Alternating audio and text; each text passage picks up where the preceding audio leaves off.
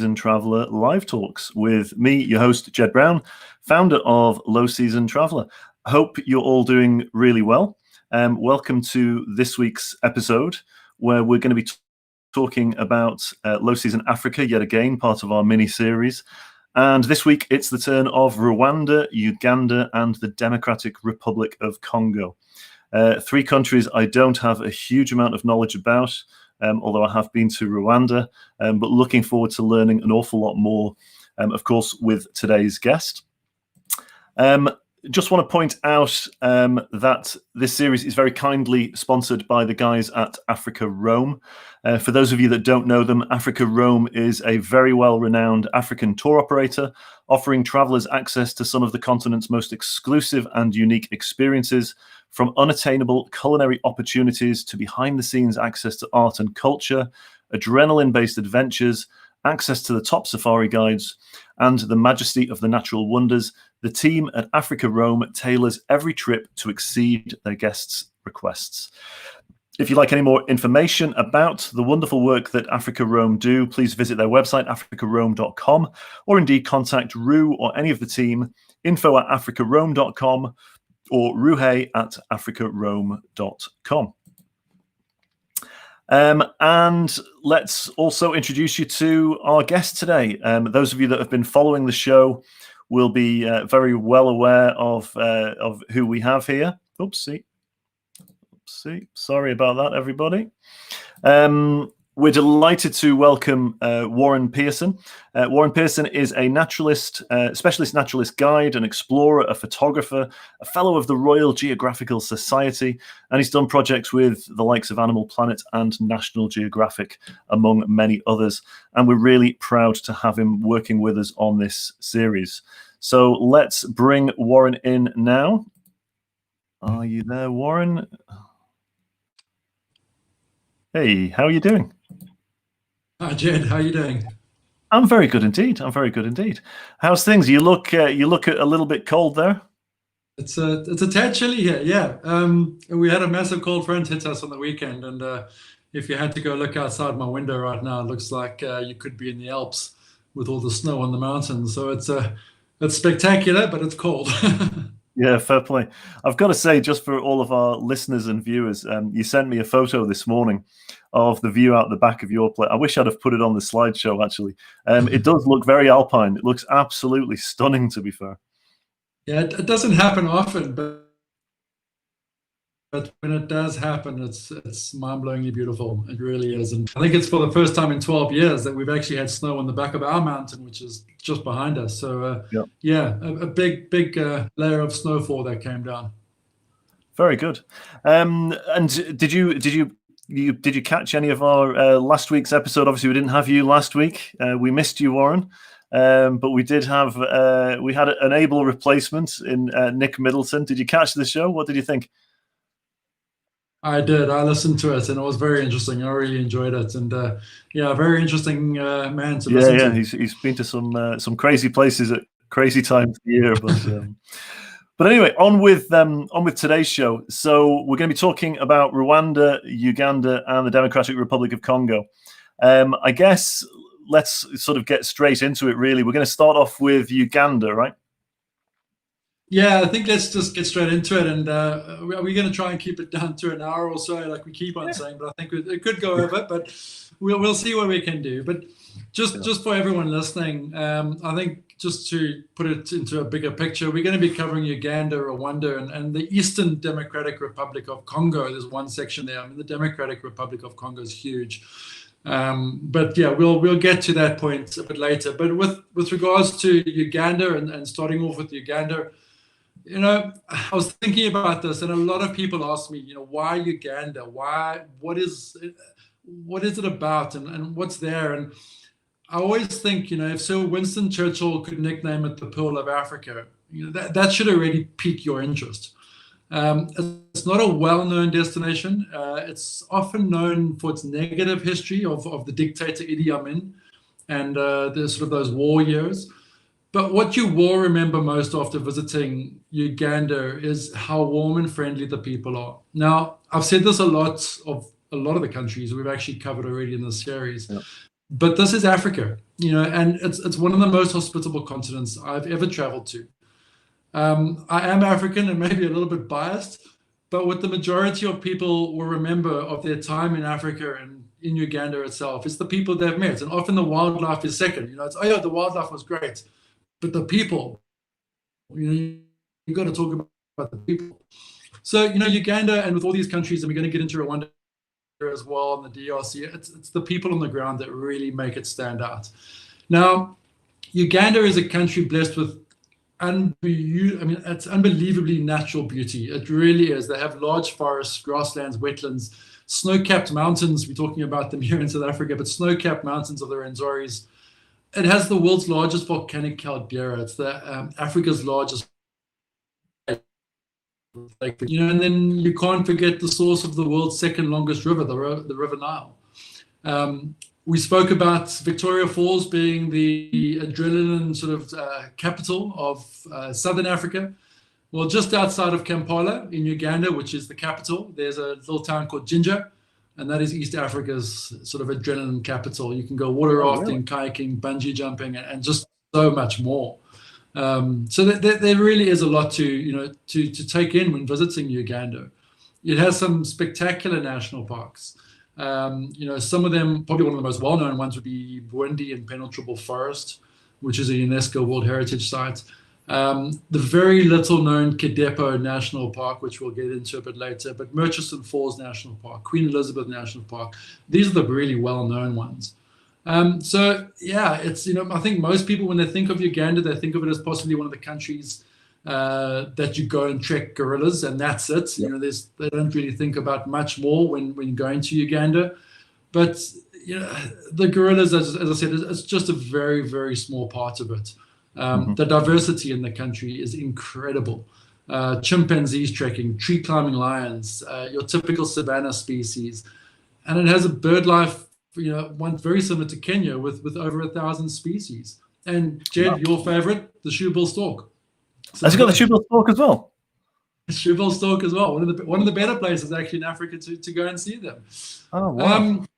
So that there's so much from a natural wilderness perspective. But then I always like to say, for more probably the younger crowd, if you're into festivals like Burning Man in the States or Africa Burn in South Africa, then you just cannot miss the Nyegi Nyegi festival. And Nyegi Nyegi basically means the irresistible urge to dance. It's typically in the first weekend of September. So if it was happening this year, it would be happening this coming weekend. Yep. It showcases underground music, from all over Africa, as well as celebrating the food of East Africa, which is spectacular in its own right. And party goers, they come from all the way from North America, Southeast Asia, and it's literally a 3-day non-stop music celebration. And this is on the shores of the Nile River. So, something that is pretty spectacular to experience. Yeah, very, very different to anything else I would have imagined as well. It's sad, obviously, that it won't be taking place this year. Is it? What's the low season in Uganda? Just before we sort of get on to the geography. So perfect. So low season, typically October, November, and then it's typically around sort of end of February through to March, April, May is the low season. And it's the low season primarily because it's a little bit more rainy than the rest of the year. But there's massive advantages to traveling in this period. And I think, if you don't mind sort of getting yourselves a little bit wet in some of the rainforests, which that's what they call rainforests. Yeah.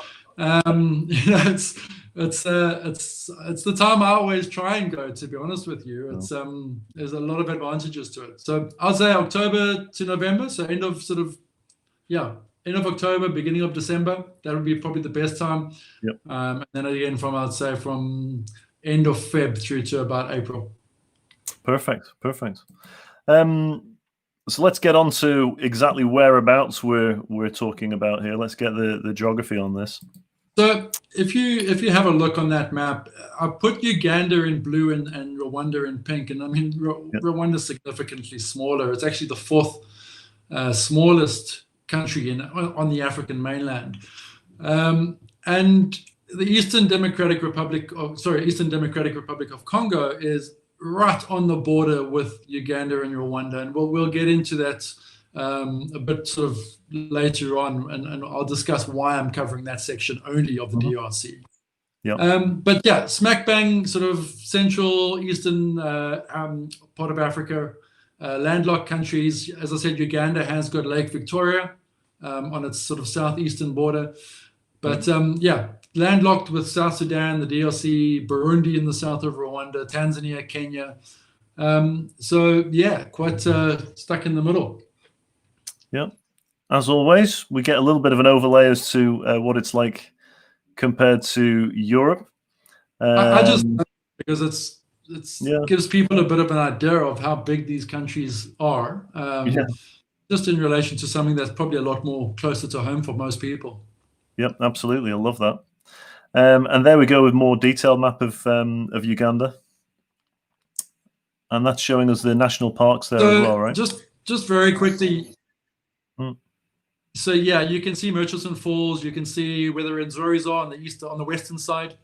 Queen Elizabeth National Park, Windy Impenetrable Forest. But Entebbe and Kampala, and with Ginger, the town that I was talking about from an adventure perspective, or a Gunnan perspective, is just to the east of that. And then way up in the very northeastern section, the very top of Uganda, is Kidepo, which is, that to me is an unknown gem of Uganda. Love it. And then, you sort of mentioned before, let me turn the solo off there.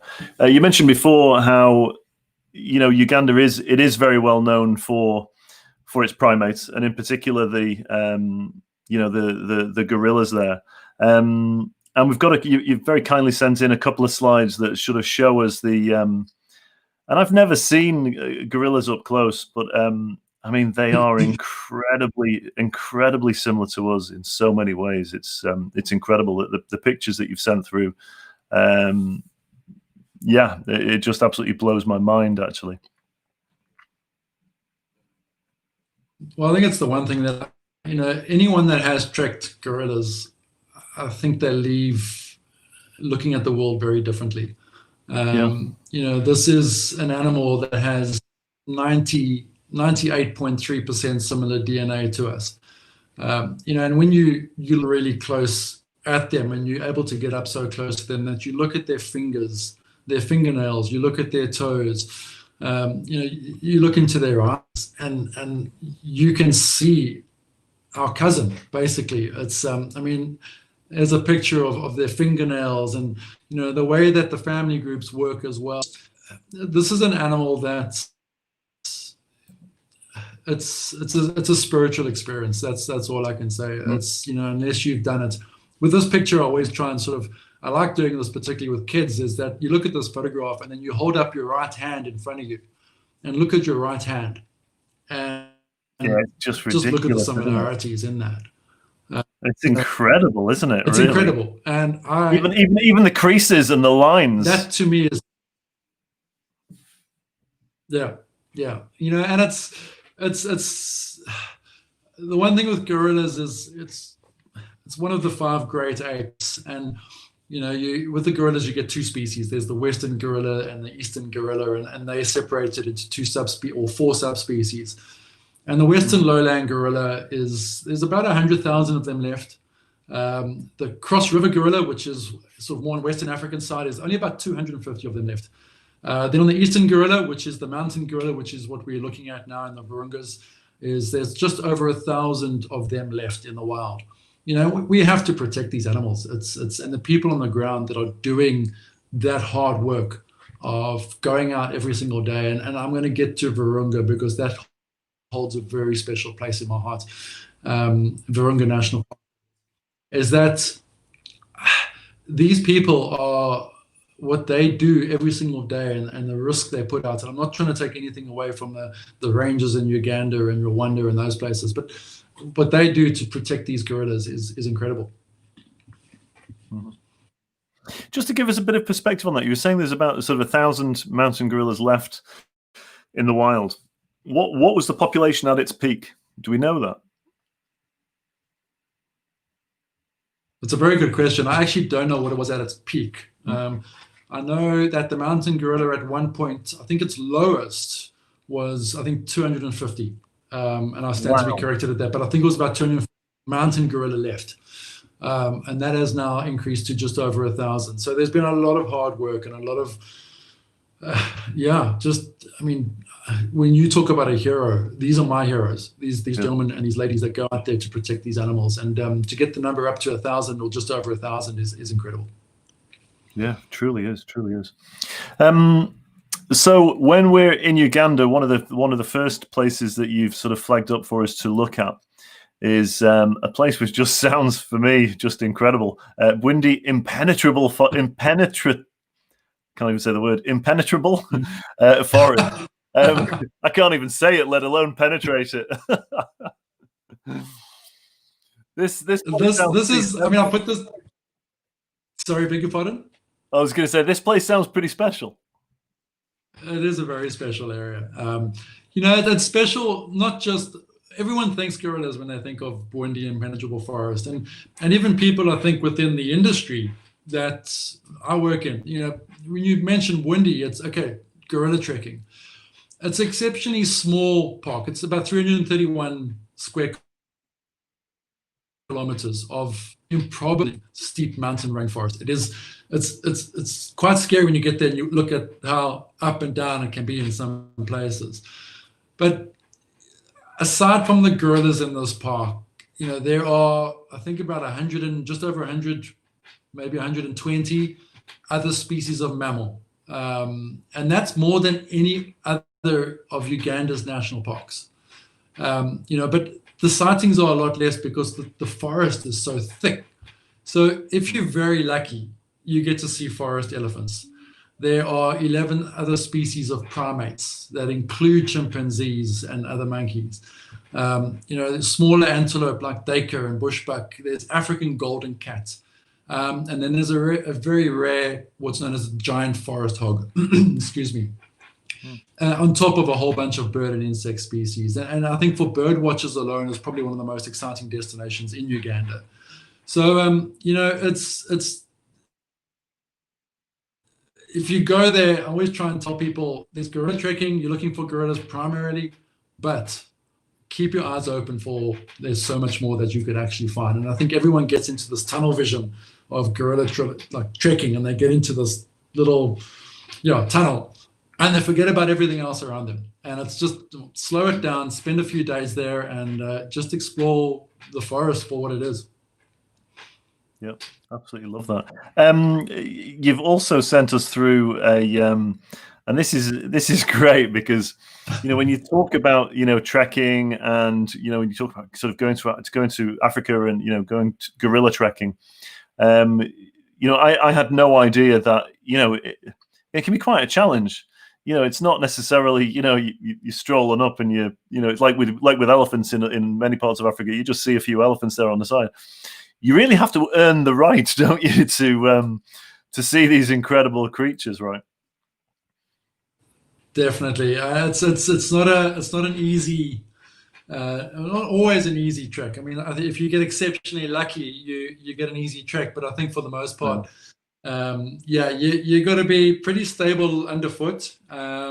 You need to have strong legs and quite a bit of fitness in times, because it's a lot of up and down. And even in the dry season, which is the peak season, we're not talking about that, but it's still challenging trekking. It's slippery, it's wet. You're in a rainforest at the end of the day. So it's and you're cutting through some thick bush. You sometimes have to actually cut your own path, and there are designated trails to a point, but a gorilla family is not going to sit on a designated path. They're going to be going wherever they want to go. And but that's the adventure part. Absolutely right. We've got a we've got a video here that you sent in, and it just makes me laugh because for those that are watching this on YouTube, they'll be able to see from this video, but it just looks like you're up against a wall of bush. There is literally no path there. Let me stick this on solo mode so everyone can see it clearly, and we'll just play this video.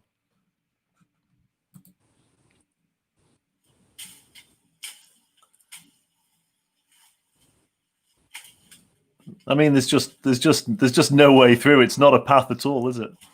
There's no path at all. It's you need to find the family, and yeah, those the guides and the rangers will take you to where they are. And if you've got to go through some very thick bush, you do it. And incredible views along as well. Wow. That's a spectacular. Just the whole experience is it's I think it's out of this world. It's unlike anything you would ever expect.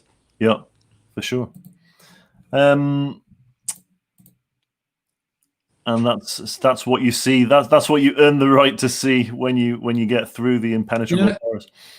That's and the thing, Jed, the thing with viewing these gorillas, and there's a lot of rules around it, is that you're only allowed to spend 1 hour viewing a family group. And a lot of people are like, hang on, I'm spending a lot of money.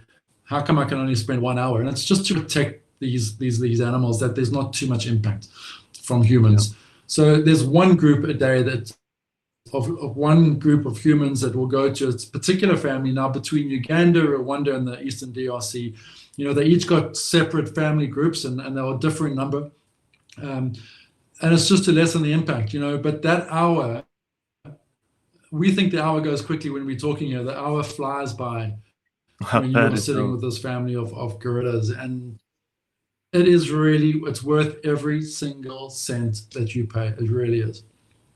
How close do you actually get to them when you're trekking these creatures? How do you get how close do you get? I don't know. How close would you want to get? That's the next question. Well, you'll find that. Yeah, no, it's unsurprisingly you can get exceptionally close, but it's the every country and every park has slightly different rulings with regards to what they allow you to get. So it's anywhere between 7 and 8 meters that they want you to keep the distance between a gorilla and yourself. Now, 7 to 8 meters is still close. A lot of the time, these gorillas are moving around, and as they're moving around, there's only so much that you can move as well, because often your back is up against thick vegetation. You can't move, and I mean, yeah, you can. I had in February, actually, I had a gorilla that literally I thought was going to pull me down the hill, but he came exceptionally close. And there's nothing that you can do. You try and move yourself out the way, but they're not abiding by our rules, and they have their own rules. So it's just about being sensitive, to them, and just trying to stay as how can I say this, sort of. Just staying away from them if you can. It's a lot of people I think want to touch them, but you've got to realize this is an exceptionally big, large animal, and they can do a lot of harm to you if you don't do the right thing. So the rangers and the guides that take you up are incredible by looking after you in that sense. Yeah, just keep calm, I guess. You see, for me, looking at the size of these things, I don't know if I'd want to get particularly close, because I saw, actually, I don't know if you ever see this, there was an exhibition by a German doctor who he used to take, oh God, I wish I could remember his name. He used to take deceased creatures and strip them down and just show their the muscles and everything else. So basically you'd see the full creature without the skin. Can you remember this guy's name? No, but I know who you're talking of. I can see the pictures of some of the animals. Yeah. It's fascinating. But there was one. We went to the exhibition, and it came to Manchester. It was traveling around. It's been to Vegas and everywhere else. And they had a silverback.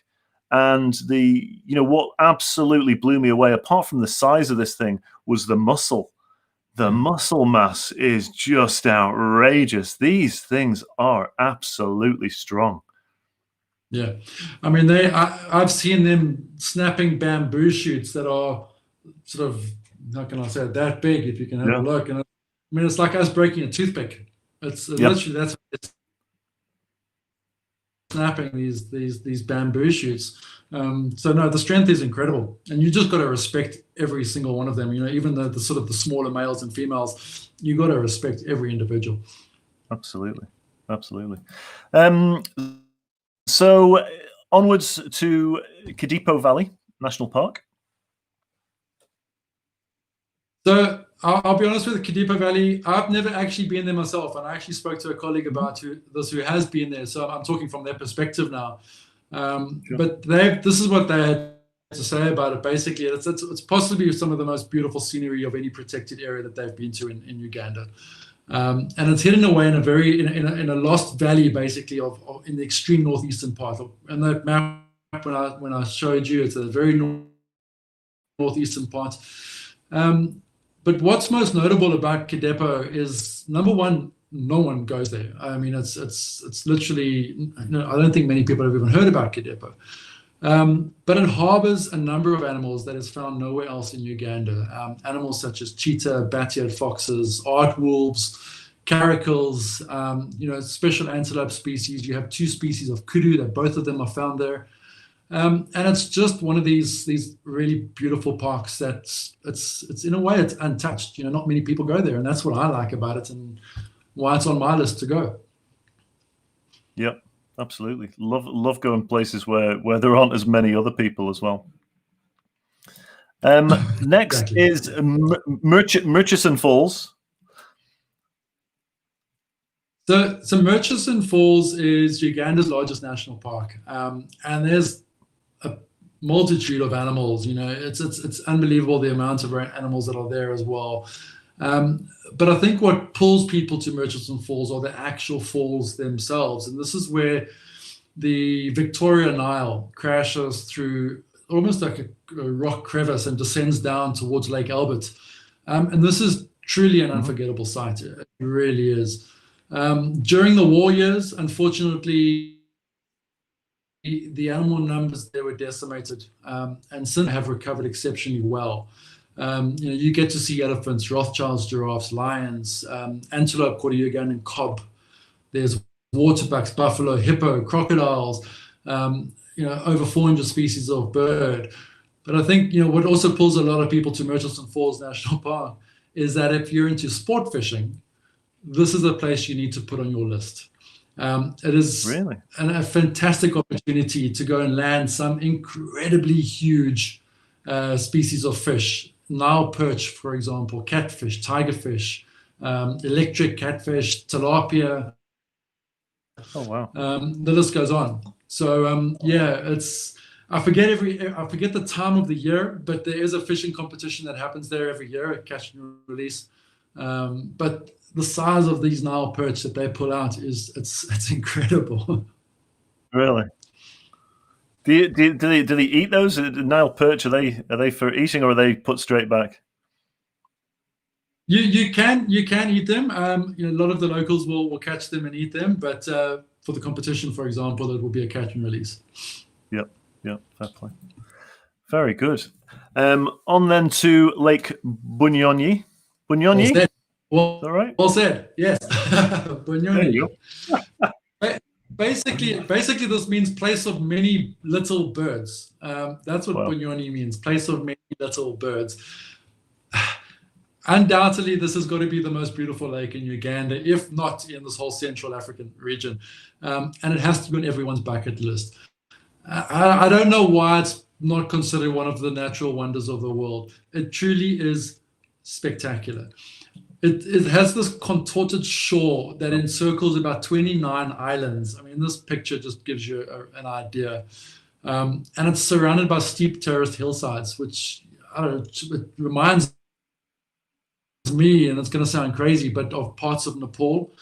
But unlike, and for me, the best part about this lake, and unlike many lakes in East Africa, is that Bunyonyi it's bilharzia, crocodile, and hippo free. So you're very welcome to go and swim in it. And it's one of these places that is just, it's spectacular for a bit of R&R and downtime. And if you're going to Uganda, don't just think of, Bundi and the other safari parks. Go and do a bit of downtime and sort of rest and relaxation on the shores of this lake, because the views are incredible. I love it. Are there places, for casual, I suppose, tourists?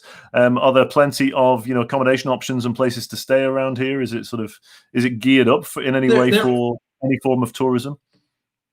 There are a few. I would always, speak to someone that understands and knows Uganda. Otherwise, you could be finding yourself in a what might be called a 4-star, but to Western standards would probably be a 1-star. So you do have to be very careful about your source and speak to an expert. That's all I say is speak to an expert, and there's some pretty spectacular accommodation options along the shore. Yeah. Fair play. Fantastic, and that's just another view of it. It almost kind of looks sort of like the Alpine lakes or the lakes in Italy or anywhere else, really. Just absolutely. That picture, absolutely. I mean, you could think you're in somewhere in Italy. Like I forget the name of the lake. It comes off the top. Anyway. Yeah. So Rwenzori, the Rwenzori. Rwenzori. There we go. The Rwenzori Mountains it's a lot of legend around them, basically being given the nickname the Mountains of the Moon. For many years they were thought to be the source of the Nile River. It's the tallest mountain range in Africa, and it contains 6 of Africa's 10 highest mountains. And most of them, believe it or not, are higher than the tallest in the Alps, which is I think it surprises a lot of people. Yeah. Yet no one really knows about the Rwenzoris. If they have heard about them, I've heard the name, I have no idea where they are. And I think it's also because they're often overshadowed by Mount Kilimanjaro or Mount Kenya. But for avid hikers or climbers, this is another one for the bucket list. It's possibly the best hiking destination in Africa. The range it's not volcanic, and it's a haven for extraordinary number of rare plants and animals. With even new species today being found. So, for people that are interested in just getting away, having pure nature around you, and doing some incredible hiking and even climbing, this is definitely a stopover. Not even a stopover. This is a destination that you want to go to. And as I said, Kilimanjaro and Mount Kenya are the 2 well-known ones for climbing. You're not going to get the crowds in the Rwenzoris. You're going to feel like you have this all to yourself. So, just to give you an idea, the highest peak is just over 1,000 meters high. It's the 3rd highest mountain in Africa. And it's it's a really spectacular, special place to go and visit with no crowds. That's what I love about it. Absolutely, and these are, the kind of heights that we're talking about. These have got to be. Are they challenging climbs? You need to know what you're doing on these climbs. You got to be a strong hiker. You got to be. There are certain areas where you will need grapplons and ice hooks and that kind of stuff. Because I think it was the previous picture you had there where you had glaciers. You climb up over some of the glaciers. So you need to be well prepared and well trained with regards to proper climbing and hiking. So it's not necessarily massively technical, but you do need to know what you're doing, and you need to have the right equipment with you and the right gear, because it is freezing up top there. Yeah, that it is. Super. Queen Elizabeth National Park. The Queen Elizabeth, I'm going to spend very quickly on this because it's a park that is probably on every single itinerary if someone goes to Uganda. Really? This is always on. And therefore it makes it the busiest. Mm-hmm. I personally, and I probably must be careful how I say this, but I personally would stay away from the park, particularly in January and February.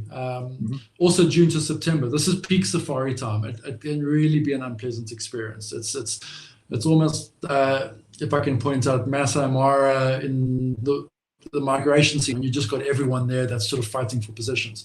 Yeah. But the park is probably most well known for its tree climbing lines.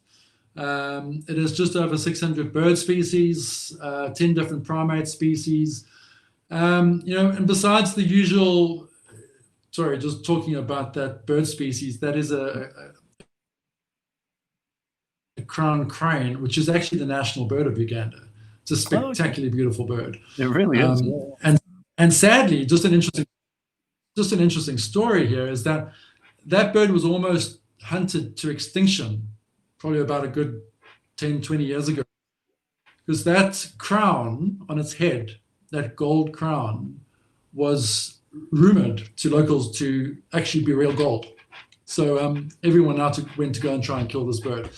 But not anymore. It's it's there's numbers are up, and it's just a spectacularly beautiful bird to it really is. Yeah, absolutely stunning. But yeah, everything else you get there from a wildlife perspective. As I said, I don't want to say people don't go there, but you can pick and choose your time. And if you want to go in the low season, it's probably going to be the best time to go there because you're not going to get the crowds. Yeah, but what we'd be saying overall is that you could arguably have better, less crowded experiences in a variety of the other parks that we're talking about today. Really, for sure. Well, absolutely, and I mean, to be honest with you, I would say, you know what, scrap Queen Elizabeth, and I'd rather go to Kidepo, for example. Yep. Super. And we move on to Rwanda. Now, you said you've been to Rwanda, Jed, and I don't know what you made of it, but it's the country that every day blows my mind. Every day I think about it. So first of all, I should state, I've been to Rwanda. I was there on business, so I was in the convention center in Kigali. I didn't really go outside of Kigali. The only thing I can say about Rwanda that absolutely almost threw me, really, was how outrageously tidy it was and clean. That really shocked me, because that's when you have these sort of preconceived notions of a lot of countries in Africa from a European standpoint. You don't envisage exactly how clean and tidy the whole place is. And it really is, it's spick and span. And obviously I was also blown over by the hills. I think it's called Land of 1,000 Hills, we were saying before. But how tidy it was. And obviously the friendliness of the people. The people were just super friendly, knowing the background as to, what happened not so long ago in Rwanda. Exactly. And I agree 100% with you. As you said, it's known as a Land of 1,000 Hills. And it's just a country I can't speak enough of when I speak to people, and I had to really be careful about thinking about how I'm going to talk about Rwanda, because I think I could go on a bit. But if you think about it, this country has picked itself up from a horrendous genocide that's almost 30 years ago, 1994, to being one of the most forward-thinking countries in Africa. Just to give you an idea how far they have come and how they stand head and shoulders above many of their African counterparts. Just a few facts, if you take this into consideration, 60% of the parliament members are women. It's the only country in the world where all the people, alongside their president, participate in community service activities on the last Saturday of every month. So that's from picking up litter to helping building homes, whatever it is, any community service activity. Every single citizen of that country partakes in it. I think it's from the ages of, I stand to be corrected, but I think it's from the age of about 16 up until 65 or something like that.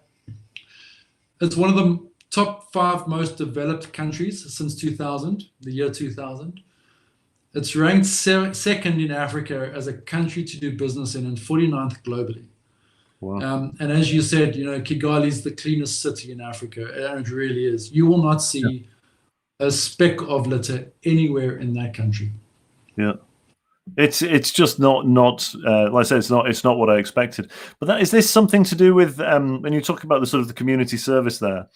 Is this? I was led to believe that it was some kind of a throwback to former days, maybe tribal days, where everybody would make sure you look after your own sort of patch of land or whatever else, and they have a cleanup this last Saturday.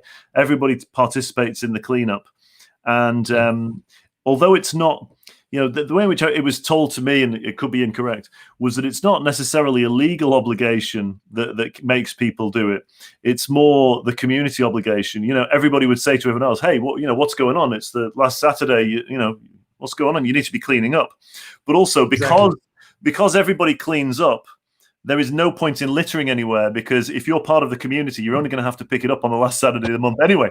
So therefore, it makes less work for everybody if we just keep it tidy to begin with. And I just thought that was just wonderful, actually. We should do it here. You spot on, Jed, and I agree. I mean, this is something that I wish every country in the world would take on, to be honest with you. It's I think we're in a very different place. And it's crazy, because you go from traveling in Rwanda and you cross the border either into Uganda or into Eastern DRC, and immediately you smell the difference in the air. You go from this clean smell of nothing being burnt, no pollution, to one where they don't really do that. So yeah, it's incredible. It's a country I love going to, and I wish more people could go. Yeah, for sure. So we've got here, which is just showing, and obviously what was interesting about that last slide actually is, you forget how small it is really. It's a tiny country. It's as I said, it's the fourth smallest country on the African mainland. So Gambia, Swaziland, and Djibouti are the other three, and Rwanda's the fourth smallest.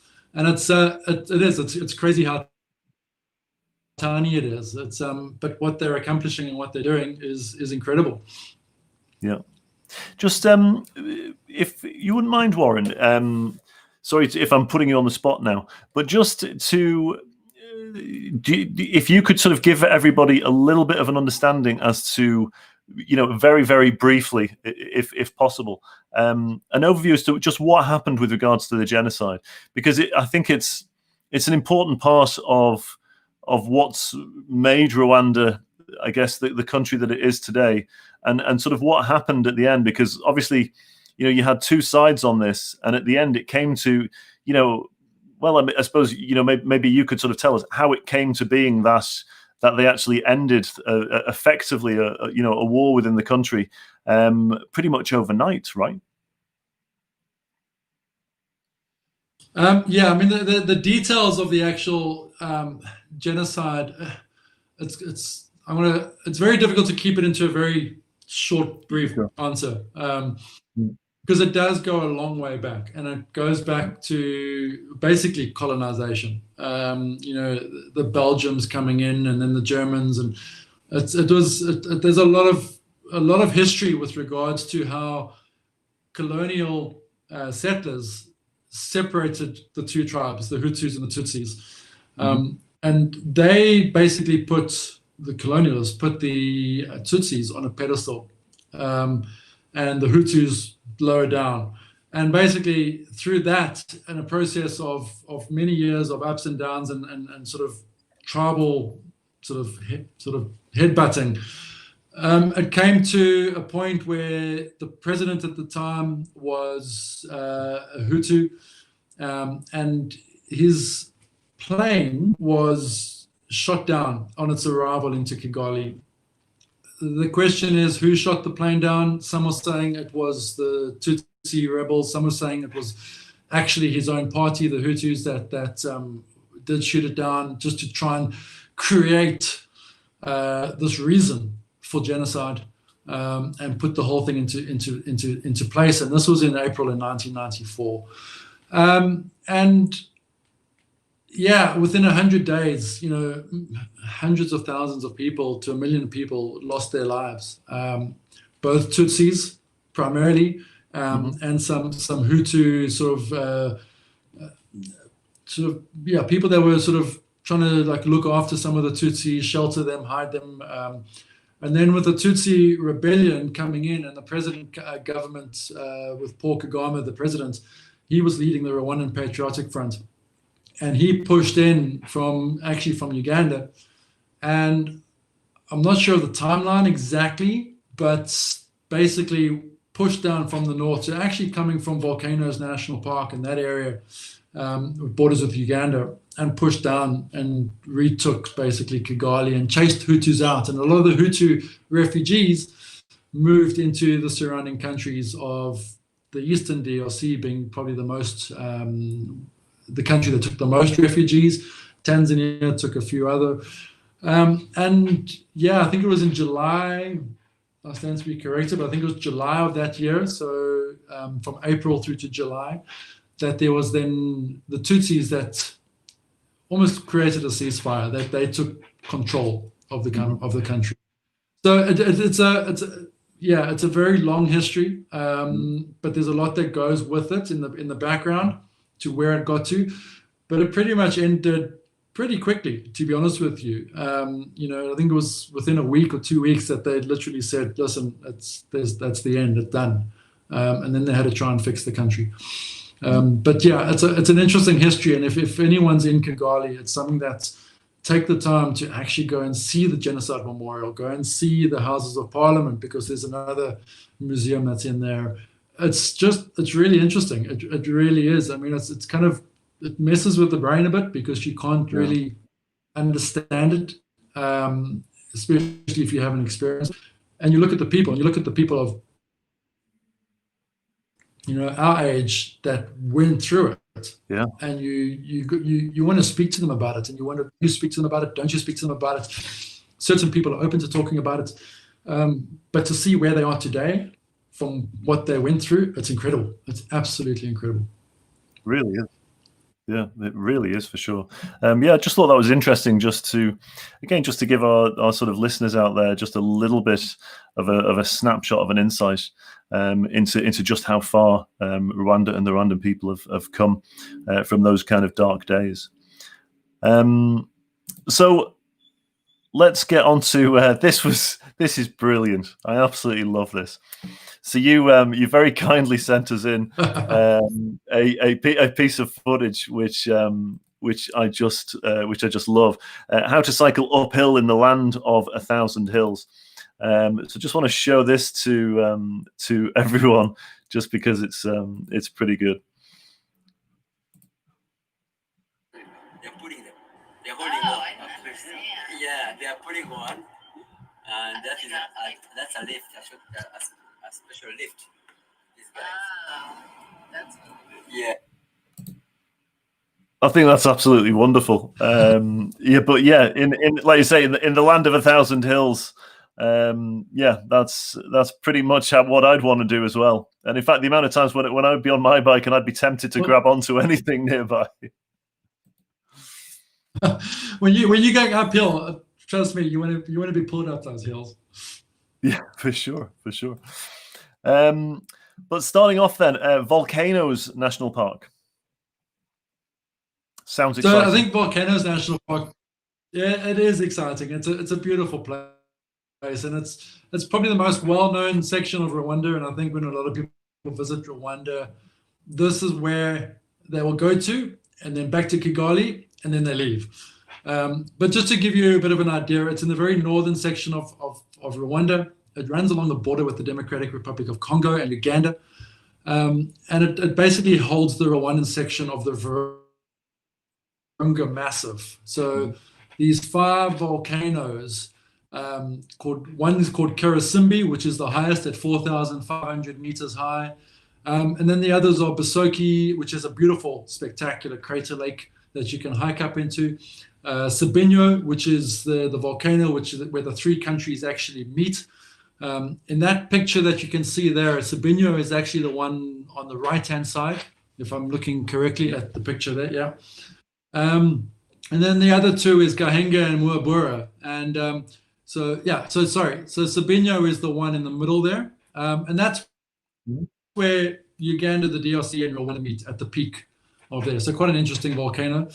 But, excuse me, the gorillas are always the primary attraction here in volcanoes. But once again, there's just so much more, and everyone rushes in to see a gorilla and then rushes out again. For me, take a few days, spend some time there. You've got a relaxed troop of golden monkeys. There's a beautiful picture of one there. This is a very special species of old world monkey and is classified as an endangered species. And then if you're into climbing and trekking, there's a variety of options. You can hike to go and see Dian Fossey's grave, which is about a 6-hour hike. You can hike to the crater on Mount Basoki, which is about a 5 to 7 hour climb, or hike, I should say.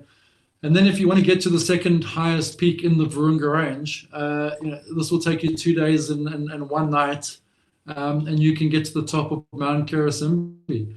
There's so much more to do there than just going to see gorillas, and even spending time in the village down below and spending time with the people.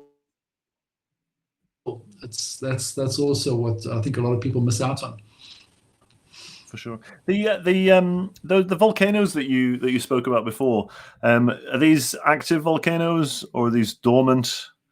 They're not dangerous when they sort of explode, do they? So the volcanoes the 5 volcanoes that are in this range are not active. So, well, they haven't been active for very long, or for a very long time. But I always have that sort of question mark when it comes to volcanoes. Yeah, they are not classified as active. And when we get to Virunga, we'll start talking about active volcanoes. Okay, cool. This next one, I suppose this is probably linked to the question I was asking earlier on when we're talking about how close you get, and this is a piece of footage which which we'll just sort of show, and maybe you can sort of talk us through. Let me get it up on the screen here. Oops, not that one.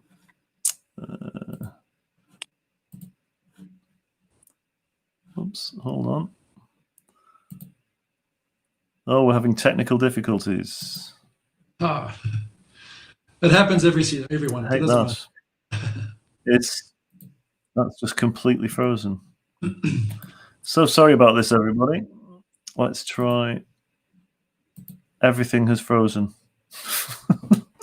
Oh, don't do this to me. Gotta love technology. Yeah. This is oh dear me. Let's try that. Nothing is working. I can remove that and then I'll have to do it again. Okay. What are you seeing on your screen now? Are you still seeing that same? I'm just seeing it says Close Encounters of the Silverback kind. Okay.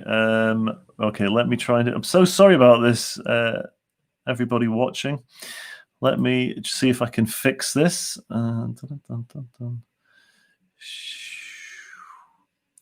Talk among yourselves, people. I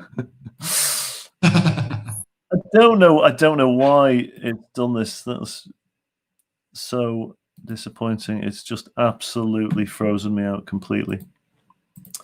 I haven't got any slides. I can't even do you want to?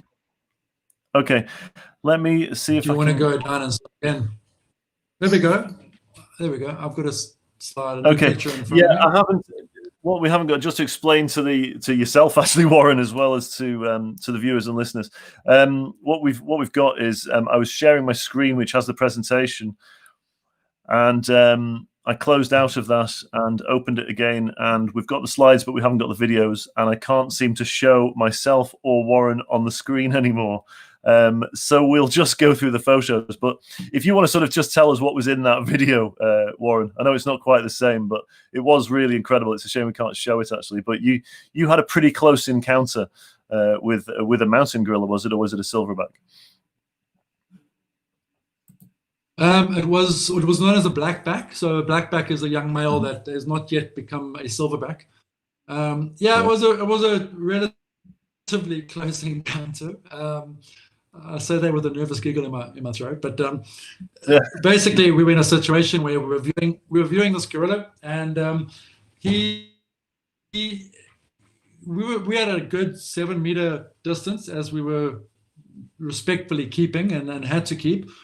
and he decided to get up and move, and he decided to move straight towards us. And I'm pretty sure that this gorilla had a bit of a naughtiness, cheekiness to him, because I think he knew that he was probably giving us a little bit of a like a scare, or he was trying to.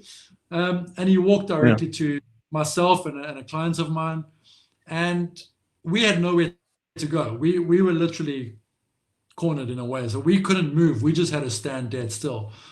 And this I'll call him young blackback. I mean, he was still fairly large. Literally came and brushed past me, and I could feel him brush past me. And at one point, I thought he was actually going to grab me and just sort of pull me, almost like a toy, you know, just playing around. Yeah. And he just got up, walked past, and brushed past me, and carried on going down the mountain. So it was, quite something, quite an experience. But yeah, I'm here to talk about it. We you know, when you have those kind of encounters, are you scared? I know that sounds like possibly a daft question, because when I saw this video and I saw exactly how close it had got to you, I was scared looking at it, if I'm honest. But when you're in that situation, and obviously you have probably quite a few close encounters with wildlife, do you still sort of feel that kind of fear when something that size is coming past you?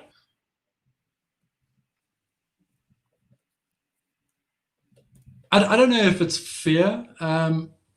I think I'm a little bit nervous because I don't really know what the intention is. And one thing I sort of try and take pride in is understanding animal behavior. And I think I understand animal behavior pretty well. But once again, it's an animal that's it's got a mind of its own. So, you know, you do know, and I do know that sort of doesn't want to do anything negative towards me. I haven't done anything negative towards it to cause it to do anything like that to me. But there's always that little thought in the back of your mind about what happens if he just wants to play around, you know, and basically use me like a rag doll. That's sort of there. I don't think they intentionally want to cause you any harm, you know, unless you go and intentionally cause harm to the family. So yeah, I didn't feel any fear at the time. I was kind of thinking, what is he going to do? Where is he going to go? That's really about it. It's the unpredictability, isn't it? I suppose. Completely. Yeah. Nyungwe Forest National Park. So Nyungwe, Nyungwe is down south, in the sort of very south, more western part of Rwanda. And interestingly enough, it's Rwanda's most important area of biodiversity, and has been rated the highest priority for forest conservation in Africa. You know, and it's sad because despite this, very little is known about this park outside of East African safari circles. You know, its strongest draw card is the chance to track chimpanzees, which have been habituated to humans over the years. Another highlight is simply just the pleasure of hiking in a very well-maintained trails. So not necessarily hacking yourself and hacking your way through the bush, but you know, it's beautiful, lush green valleys, and you're walking in one of the oldest rainforests in Africa. You know, the chimps are the highlight, but as I said, there's 12 other primate species. There's about 75 other mammal species that are known of in that area. There's a beautiful this aerial walkway, canopy walkway, which is always a highlight for everyone. And then I think, you know, if for anyone that is a botanist or likes to think they're botanists or has that interest, there's over 1,000 plus plant species, and this excludes 140 orchids that are in this forest. And then, as I said, from a birding perspective, there's over 300 species of bird, so there's always something to look at. Your neck does get very sore, I'll be honest with you. Yeah. Because you're constantly arching it up and looking up towards the canopy. But it's just one of these really beautiful, if you want to go and experience, as I said, one of the oldest rainforests in Africa, and it's just a completely different experience. People need to go and do it. I love that canopy walkway. That must be absolutely fascinating way to watch wildlife as well, especially the. If you're nervous, Yeah, if you're a bit sort of scared of heights, it's something else. But yeah, you are perfectly safe up there.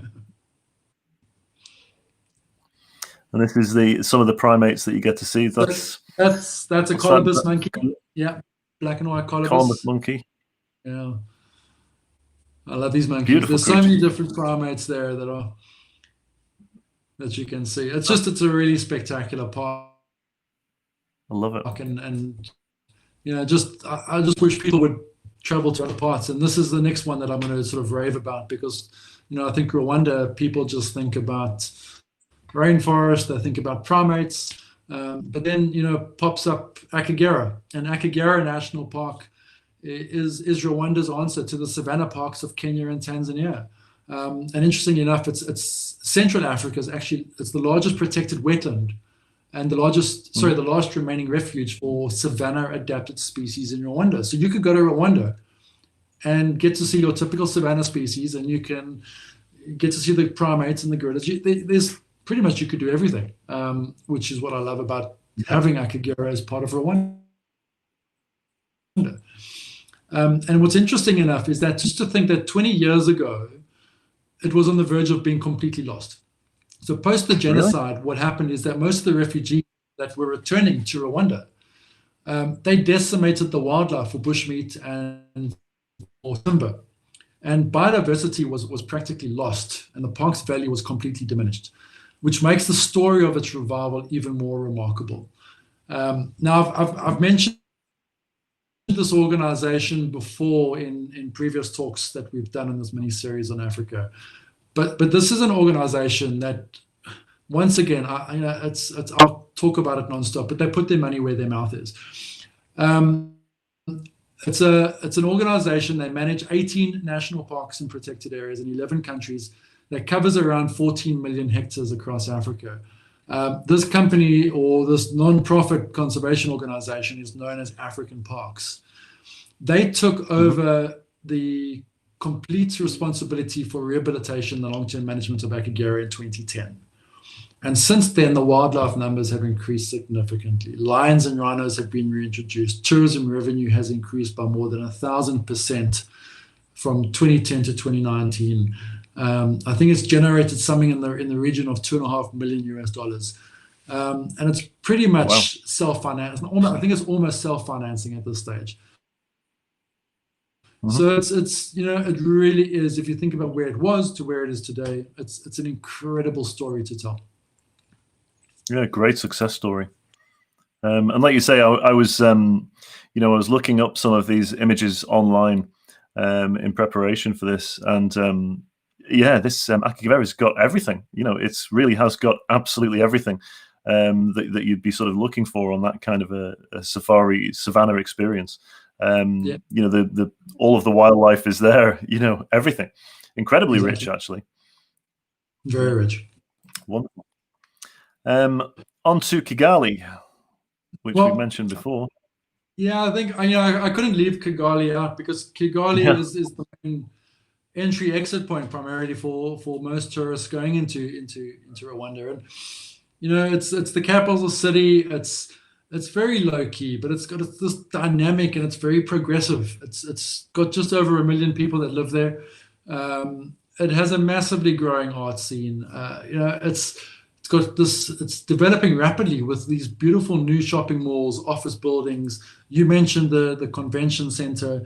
It's just a place to go and spend a bit of time in, and explore it, and just get a local to take you around. It's spectacular. It really is. And I mean, that's a picture there. If you look very closely, you won't find a single piece of litter. No, there's not a bit. To be honest, even as soon as you step off the plane and you step onto the airport, and the airport's again incredibly clean and efficient and everything else, but as soon as you get outside, it's just spotless. That was the first thing that hit me when I landed in Kigali, was just how utterly spotless it was. And it's the same then. We went off for a run with some local guys, and again, on the run as well, the place is just spotless, just wonderful, and lovely. Like I said, lovely, friendly people as well, I must say.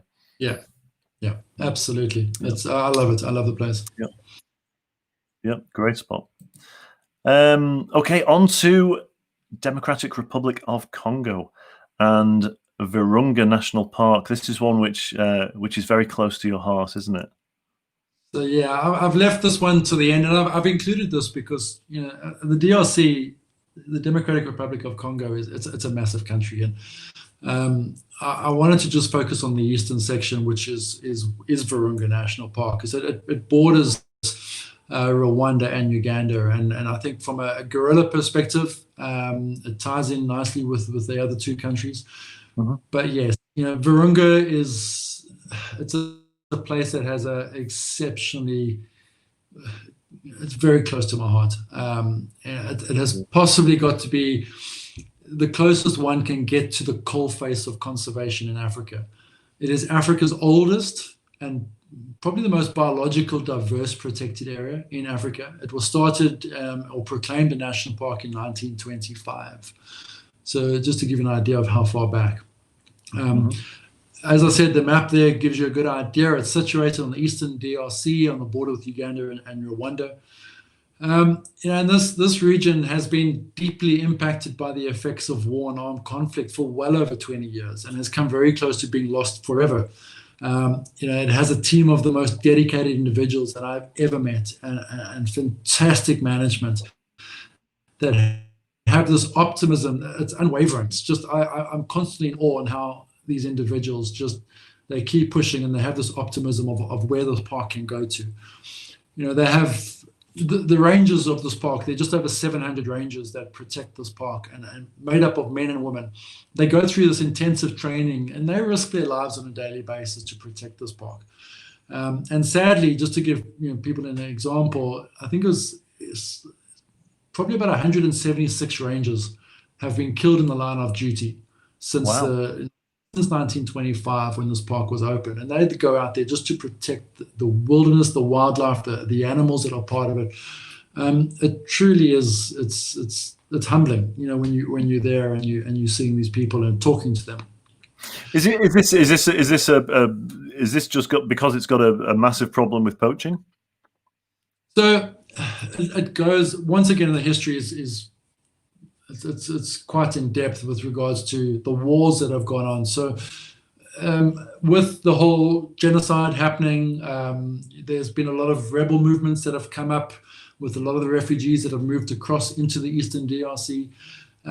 There's been a lot of mining companies that have tried to mine in Virunga. And there's actually a documentary that I think we wanted to talk about that if anyone hasn't watched it, they definitely, if they're interested in them, must go and have a look at this documentary. And it's on Netflix. It's called Virunga. And this gives you an idea. And it talks about a specific mining company that tries to mine. And, if people are controlling and these rebel movements are controlling certain areas, they're going to have the rights to whatever comes across there. So we can go into that. I think you're slipping through the slides there, but we can go to that picture a bit later. Yep. But let's just talk about the park. Now, the park, if you remember the map that you put up there, it's got three sectors basically. It's got the north sector, the central, and the southern sector, and each of them have such a diverse range of ecosystems and landscapes. The northern sector, you can explore the high montane forests of the Rwenzoris once again, so you can access the Rwenzoris like we did in Uganda, but from the DRC side.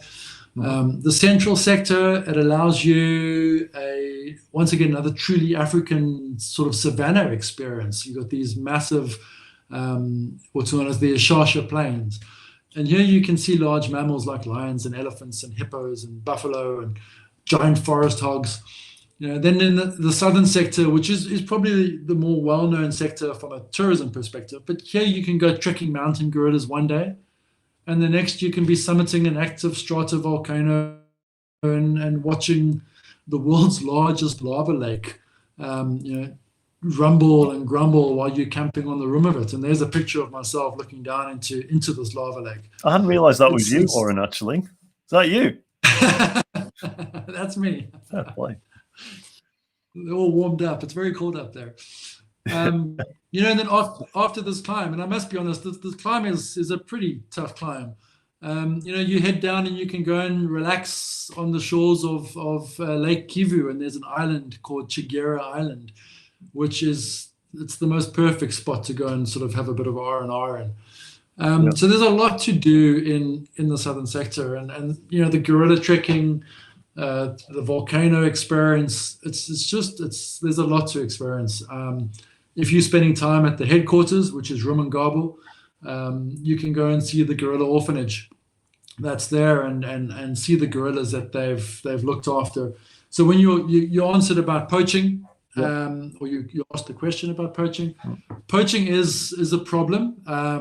There's a lot of snares that are constantly being pulled out of the forest, and so, unfortunately, guerrilla families have been killed, and individuals have been killed, and these youngsters are looked after at this guerrilla orphanage, the ones that survive. So there's a team there that look after them. It's a spectacular experience to go and watch them and how they do it. And once again, in that documentary that I mentioned, Virunga, it talks a lot about the actual about the orphanage. And there's just a lot of other things that you can go. That you can also go and look for chimpanzees. You got the widows, the fallen, the wives of the rangers that have been lost. The wives are well looked after by, and the families are well looked after. It's an incredible experience. And this photograph of myself with some of the rangers, these are my heroes. These are people that, for me, the odds that they're up against every single day. And yeah, it's just it completely it blows my mind just to think what they dedicate their life to. Yeah, and and at such risk to their own lives as well. Well, that's it. It's they all got families, they all got kids, and wives and partners, and they go out there and they work with the communities, and they do a lot of community work, which is phenomenal, because obviously if you have good relations with the communities, this just feeds through to the community wanting to look after the park as well and help. So it's brilliant. There's Andre, who in the documentary, if anyone's watched it, will know Andre Obama. That's with one of the gorillas. I can't remember which gorilla this was, though. They all got names. But that just shows you the bond that he has with them. They see him as their father. It's incredible. It's a picture I took on my last trip, and I love looking at that photograph. It speaks a lot to me. Incredible to see the bond between them. Yeah, I'm really looking forward to having a look at this on Netflix. Always good. So there it is. There's the poster for it. That's it. Yeah, conservation is war. Sadly, and this documentary was filmed. It was released, I think, in 2014, but it was filmed in 2012 when the M23 rebels made a sudden uprising, and it just gives you an interesting perspective primarily because of this mining company from the UK, funny enough, that decided to try and get in there and mine. But this is what's happening in a lot of places in Africa, not just Virunga. But go and have a look at it. If you're listening to this, go and search on Netflix Virunga, because it really is. I think it actually received 100% recommendation on Rotten Tomatoes. So it's a phenomenal documentary. That's quite a recommendation. Just when we talk about, and it's the issue of conservation has come up, I think, every week since we've been doing this. It's an issue in every single country that we've covered so far in southern and eastern Africa, and I suppose a lot of people that are listening to this will be sort of thinking, so if I visit these places, is my presence a force for good on helping this, or am I in the way? And I just wondered if you had any sort of comments to make on that. Absolutely. I mean, you'll never be in the way. Just you being there is, and I would say the general you, it can only do good. And when the local villagers, people surrounding these parks, working in these parks, when they see that, international people are coming to come and see what they have in their backyard, whether it's gorillas, whether it's lions, whether it's whatever it might be, it makes people actually think, hang on, we need to protect these animals. We need to protect this land so more people can come and have a look. And, it's from a conservation perspective, absolutely. I always, maybe I should be careful how I say this, but I always try and tell people, if you want to, like, a lot of people have asked me, I want to contribute to a conservation organization. I want to donate some money or anything like that. How do I do it, or who do I do it through, or can you give me a recommendation? And I always try and say to them, save your money and don't just put money into a bank account of some conservation corporation or conservation organization. Save your money up and travel to that destination itself and show the people on the ground that you are there in person. Yeah. That makes so much more impact. It's a much bigger impact than community suddenly saying, oh, well, we've received so much money, so we're going to build you a school, or we're going to build you a clinic. But when people see actually people on the ground, and hang on, these people have come a long way to see the animals that are living around us, that has such a larger impact. And, for me, it's coming to Africa is not cheap, I'll be honest with you. But save that money up and come for yourself, because that's the best way to do it. I love that. We talk a lot about, I speak with a guy called Chris Flynn, who's a friend of mine, and he's actually on the board of Low Season Traveller, but also he's the founder of the World Tourism Association for Culture and Heritage.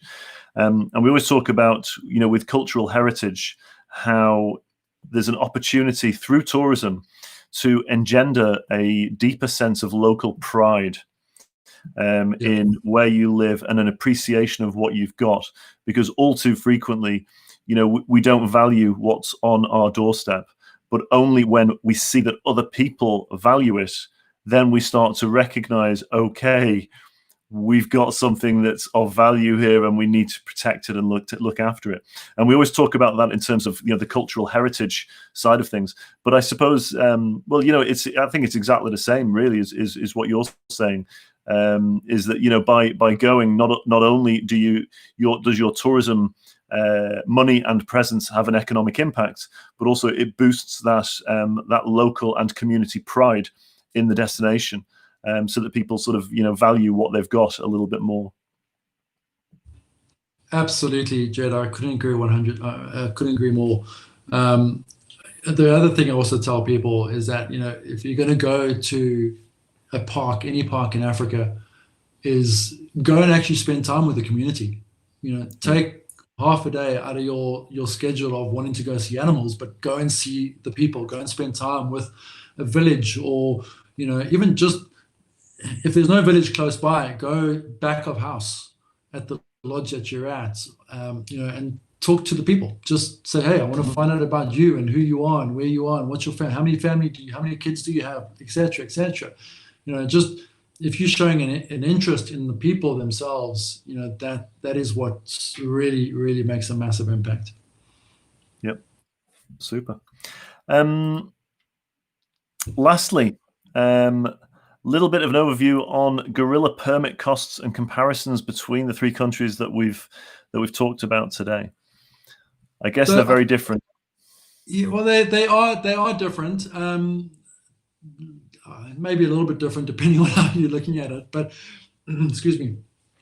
A lot of people ask me which is the best country to go to see the gorillas, and it's I honestly can't give an answer to that. I have my preference, but for someone else, they got their preference. But yeah, they all give you different experiences, and they all give you great experiences. It depends on what else you want to experience, what else you want to see, etc., etc. But just to give people an idea, for a gorilla trek, you got to purchase a permit. Now, a permit is per person. So in Uganda, each permit, so for one person, it's $700. This is the current standing. So just if I can put this down right now, this is the rates for 2020. Every year those rates might change. So just so people understand that we're talking now in 2020. The US dollar amount for a Uganda permit is $700 per person, and that's a maximum of 8 people on a trek. So one permit, $700. There is unfortunately no reduction in the low season planned at this stage for Uganda. Mm-hmm. For Rwanda, the permit is significantly higher. It's $1,500 per person. Wow, more than once again, a maximum of 8 people on a trek. If people want to, they can book a private trek, but this will be at $15,000. Wow. Yeah. Okay. Which is slightly high. But it's, I mean, there's a demand, and that's what they're doing. They wanted to try and bring down the mass tourism, and they wanted to increase the rate to try and bring that down. And their permits are, you got to book ahead of time to get their permits. Yeah. And then with the Rwandan permits, if you visit in the low season, so the low season was classified as the 1st of November to 31 May, that your permits will get a 30% reduction if you visit 2 other parks. So either Akagera or Nungwe. So you can get a reduction. So what Rwanda's trying to do is saying, come in, don't just go to Volcanoes National Park, go and see the rest and we'll give you a reduction. But that's only in the low season. Then the DRC, so at Virunga, the Virunga permits are $400 per permit with a maximum of 6 per trek. So 2 less people. In the low season, which is classified from the 15th of March to the 15th of May, and then from the 15th of October to the 15th of December, the permit is half of that, so $200 per permit. Wow. Just to, if I can make a note on, or put a point down here for Virunga.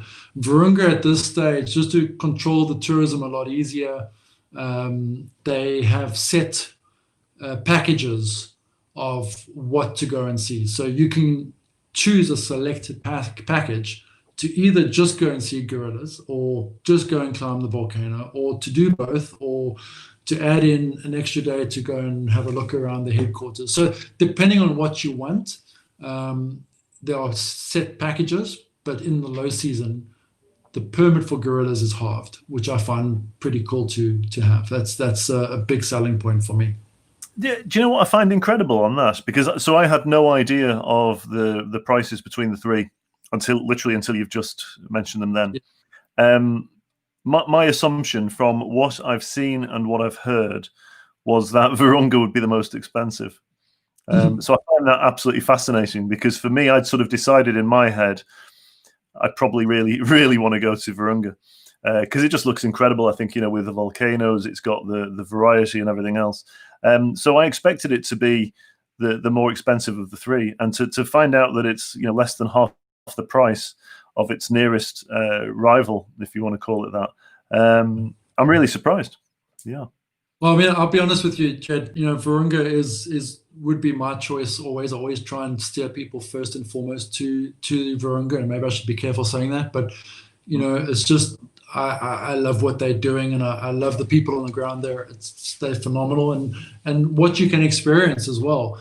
But just for transparency's sake, for this talk and this podcast, is that the central sector and the northern sector of Virunga right now you got to check beforehand whether tourists are able to get into these areas, because it is a relatively risky area to go to. Mm-hmm. I keep my ears to the ground very quickly with regards to what is happening on the ground. I think it was probably about 18 months, maybe 20 months ago. I stand to be corrected, but somewhere around there was a British couple that was kidnapped, held for ransom, but released very shortly afterwards.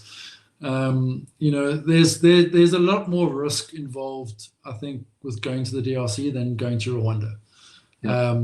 But to me, that doesn't stop me. I mean, that to me it's still for me. A lot of people say how safe is going to Virunga, and I'm like, well, to be honest with you, I think it's safer than driving between two cities where you could be involved in a car accident. Or something that happens. So yeah, just for transparency, and that's probably why they are lower, is that they're wanting people to come there, and I'm always trying to get people to go there because they need it. They need the tourism to go to Virunga. Yeah, absolutely. Well, that's great. Great to have that sort of overview, and at least people have an understanding as to what the prices are across the three countries for the gorilla permits. We have overrun, Warren. You'll be surprised to know. Go on. Sorry, Jed. Can I just quickly stay again there? That those rates for the permits are for 2020, so they could change in 2021 and going forward, but just so people don't hold me to that. Yeah, no problem at all. Good point. So that's us for this week for a whistle-stop tour of these three wonderful destinations. We did that in we only went over by 15 minutes. That's not too bad, Warren, by our standards, I reckon. Not too bad in there. Next time on Low Season Africa, in 2 weeks' time, we are going to Madagascar and Mozambique. What have we got in store? Give us a taster, if you wouldn't mind, Warren, as to what we can look forward to in the next episode. I think we're going to talk about Madagascar and Mozambique, and I think from Mozambique perspective, a lot of beach destinations. There's a bit of wildlife there, which is slowly becoming more well known, but definitely not a place right now that a lot of people will think about from a safari perspective. But hopefully we can change that. But beaches, spectacular archipelagos. Madagascar is definitely one of my highlights of places I like to visit. From not just the vegetation and the beautiful baobab trees that you see there, but from species of wildlife that you won't find anywhere else in the world. I mean, if you think of an island, it broke away from the African continent 150 million years ago. So, everything that's on that island is endemic to that island. From lemurs to spectacular chameleons to lizards and geckos that's you look at a piece of wood and you won't see it. It's camouflaged so well. And to some of the most spectacular diving and coral reefs around its sort of northeastern borders. There's a lot to experience about it, and just from the vegetation types, going from rainforest to spiny forests to massive rocky tsingy, as they're called. It's a very diverse place to go and experience and to go and explore. You've been there, I believe, and spectacular place. Yeah, absolutely, absolutely lovely place. So really looking forward to getting into that because Madagascar, it's got the lot, hasn't it? It's got just so much going for it. But looking forward to learning more about Mozambique, of course, as well. And I think that Rue will be joining us again in 2 weeks' time for this episode as well, which will be great. That's us for this week. I'll leave you go there, Warren. We've taken enough of your time. Thank you so much for all of your valuable insights, as always, this week. Very much appreciated. I know you're off next week. You're off away with the family, I believe? I am. Yes, I am. A short little break, which I forgot all about, I must be honest. I'm glad my wife reminded me. Just a short little break away with the family. We're actually heading to a small reserve close by to us. I need a bit of a nature break. Nice. Well, listen, you enjoy it, make the most out of it, and we'll catch up with you in 2 weeks' time. Fantastic, Jed. Thank you very much. I appreciate it. Perfect. Thanks a million, Warren. Cheers. Thanks. Bye-bye. And that's us. So that's our show for this week. Thank you very much to everybody for watching and listening. Hope you found quite a lot of that interesting. And like me, you're possibly excited at the prospect of getting out there and traveling again and seeing some of these incredible sites for yourself. Just want to do a quick shout out for the rest of the series. For anybody that hasn't listened to all of these episodes that we've had so far in the series, you can find these now on YouTube, on iTunes, on Spotify, and any other number of places where we featured South Africa, Botswana, Namibia, Zimbabwe, Zambia, Tanzania, and the islands, as well as Kenya as well. It's been a fascinating series, and we've had some incredible feedback from it. So please do check out the other episodes when you get a chance. Also, do feel free to join the movement. You can follow us on Instagram, YouTube, Facebook, Twitter, LinkedIn, and every single like, follow, or share is meant. It means absolutely the world to us. So please do follow us on all of those social channels. And indeed, give us a shout out. Let us know that you're enjoying what you're seeing. And let us know if there's any destinations which you'd like us to feature on future live talks and podcasts. But that's it for this week. Look forward to seeing you in 2 weeks' time on the 14th of September, usual time, where we'll be going to Madagascar and Mozambique. Until then, have a fantastic week.